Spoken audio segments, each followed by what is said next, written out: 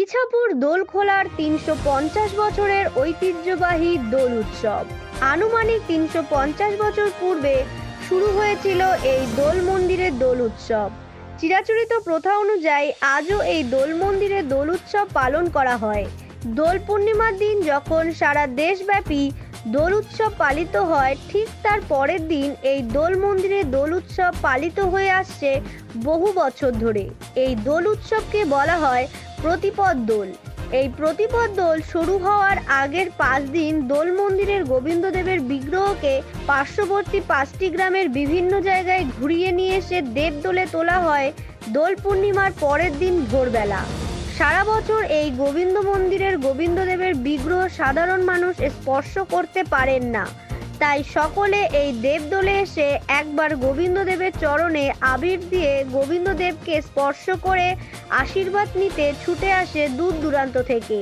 হাজার হাজার লোকের সমাগম হয় এই দেবদোল প্রাঙ্গণে। দেবদোল সম্পূর্ণ হওয়ার পর শুরু হয় ইছাপুর তথা পার্শ্ববর্তী 5 থেকে 7টি গ্রামের দোল উৎসব এবং এই দেবদোলের দিন থেকেই পরপর 6 দিন চলে মেলা এবং মেলার পাশাপাশি 4 দিন ব্যাপী যাত্রাপালা অনুষ্ঠিত হয় এই গোবিন্দদেবের মেলাতে। ইছাপুর দোলখোলায় রয়েছে গোবিন্দদেবের 2টি মন্দির, একটি পুরাতন মন্দির ও একটি নতুন মন্দির। পুরাতন মন্দিরটিকে archaeological survey of India heritage বলে ঘোষণা করেছেন। অ্যাকচুয়ালি ঠিক মতো বলতে গেলে 12 ভূঁইয়ার সময় থেকে এই ইছাপুরের কিন্তু উত্থান। 12 ভূঁইয়ার সময় থেকে ইছাপুরের যখন উত্থান হয়, তো রাঘব সিদ্ধান্তবাগী সেখানে এসেছিলেন, বসতি স্থাপন করেছিলেন এবং তার পরে পরে তিনি এই পুরনো যে আমাদের গোবিন্দদেবের মন্দির আছে সেটার প্রতিষ্ঠা আনুমানিক 325 বছর আগে। তখন থেকে এই দোল উৎসবের সূচনা। এই দোল উৎসবের সূচনা পর্ব থেকে আজ পর্যন্ত কিন্তু আমরা সেই দোল উৎসবটাকে চালিয়ে নিয়ে যাচ্ছি। দোল উৎসবের কিন্তু 2টো অঙ্গ। শুধু দোল উৎসব আমরা বলবো না, এর প্রথম সাবফাইলাম যদি বলি, যেটা বলতে হবে, এটা কিন্তু একটা মিলন মেলা। আমাদের সারা গ্রামে যত ছেলেরা মেয়েরা আত্মীয় স্বজন বাইরে থাকে, এই উৎসব উপলক্ষে তারা একত্রিত হয়, নাম্বার 1।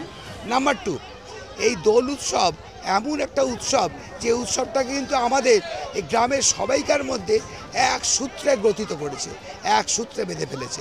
এটা আমাদের কাছে গর্ব। আমরা এই 350 বছরের পুরনো উৎসবটাকে নিয়ে যেতে চাইছি।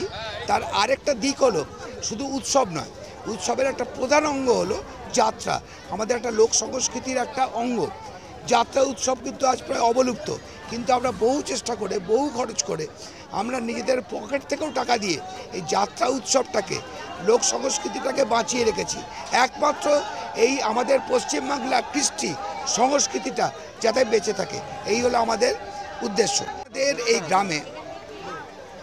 আমাদের এই গ্রামে যা লোক সংখ্যা আমরা ভেবে রাখতেই পারি বা আমরা দেখি, আশেপাশের 7টা গ্রাম নিয়ে আমাদের কিন্তু এই মিনিমাম খুব ন্যূনপক্ষে 7টা গ্রাম নিয়ে আমাদের এই দোল উৎসব। 7টা গ্রাম নিয়ে হাজার হাজার লোক। আমরা ওইভাবে কখনো গুনিনি বা স্ট্যাটিস্টিক্স দিয়ে হয়তো বোঝাতে পারবো না, তবে মিনিমাম আমাদের এই যে 4-5 দিনের দোল উৎসব, তাতে 1050 লোকের যদি সমাগম হয় বলি মোটেও অত্যুক্তি করা হবে।